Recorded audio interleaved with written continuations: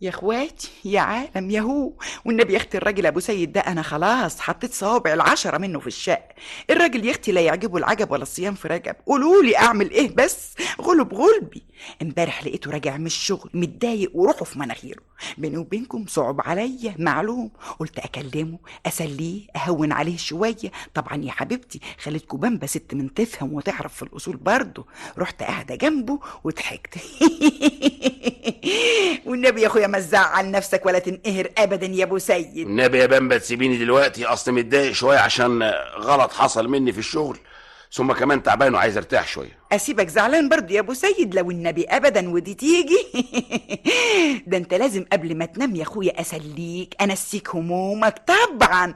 انت ما تعرفش جرى ايه النهارده يا ابو سيد؟ لا والله يا بامبا. الواد حماده ابن بنتي كان عندنا النهارده يا اخويا، وواقف يلعب في الحاره، وشويه اسم الله عليك ولقيت الباب بيخبط، قمت منطوره من على الطش بتاع الغسيل.